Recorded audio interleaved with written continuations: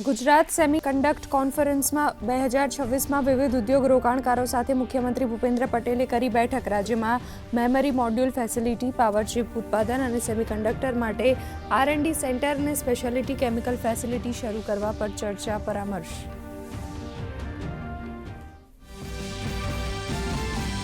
ભારતને સેમિકન્ડક્ટરનું હબ બનાવવા ગુજરાતનું મક્કમ નેતૃત્વ. દિગ્ગજ કંપનીઓ સાથે સાણંદમાં મેમરી મોડ્યુલ્સના ઉત્પાદન, અમદાવાદમાં R&D કેન્દ્રની સ્થાપના અને ગેસ અબેટમેન્ટ સિસ્ટમ માટે થયા MOU.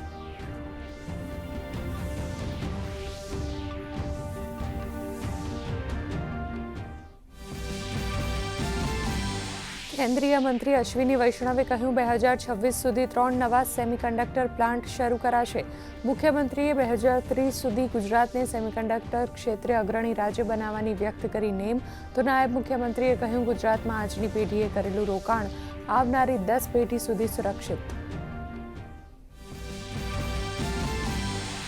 ગુજરાત બનશે ટેકનો હબ. મુખ્યમંત્રીએ 2026-31 માટે જાહેર કરી નવી STI નીતિ.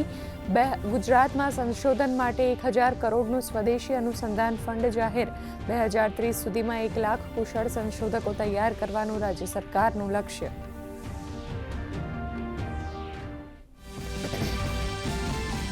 કેન્દ્રીય મંત્રી અશ્વિની વૈષ્ણવે કહ્યું, ગુજરાતમાં રેલવે ક્ષેત્ર માટે રેકોર્ડ બ્રેક. 17,000 કરોડથી વધુ બજેટ મંજૂર. 87 સ્ટેશનનું નવનિર્માણ ચાલુ, જેમાંના 21 સ્ટેશન તૈયાર. આવતા વર્ષે મુંબઈથી અમદાવાદ બુલેટ ટ્રેન શરૂ કરાશે. બુલેટ ટ્રેન માટે 7 નવા પ્રોજેક્ટને અપાઈ મંજૂરી. પ્રધાનમંત્રી નરેન્દ્ર મોદીએ તમિલનાડુને 7,000 કરોડથી વધુના વિકાસ કાર્યોની આપી ભેટ. પુડુચેરી અને મદુરાઈમાં rail, rural roads, water supply અને ઇન્ફ્રાસ્ટ્રક્ચરના પ્રોજેક્ટ્સનું ઉદ્ઘાટન અને શિલાન્યાસ. ભ્રષ્ટાચાર મુદ્દે DMK પર સાધ્યું નિશાન. કહ્યું, DMKએ પરિવારવાદને વેગ આપ્યો.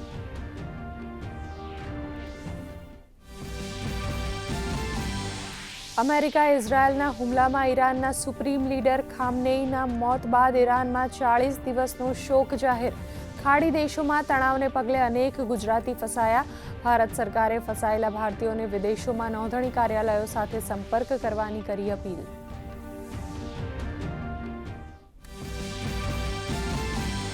અમદાવાદમાં રહેણાંક ફ્લેટમાં ચાલતા વિદેશી પ્રાણી પક્ષીઓના ગેરકાયદે બ્રીડિંગનો પર્દાફાશ. લાખોની કિંમતના દુર્લભ જીવો જપ્ત.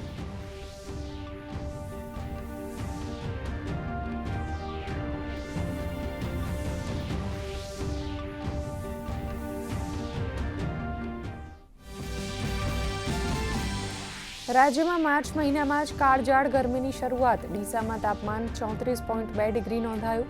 મહિનાના અંત સુધીમાં તાપમાન 40 ડિગ્રી પહોંચી શકે તેવી શક્યતા.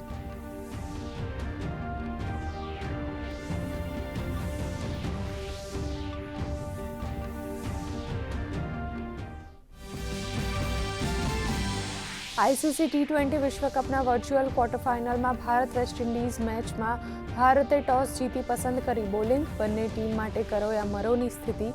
જીતનારી ટીમ પહોંચશે સેમીફાઇનલમાં, તો અન્ય એક મેચમાં દક્ષિણ આફ્રિકાએ ઝિમ્બાબ્વેને 5 વિકેટે હરાવી.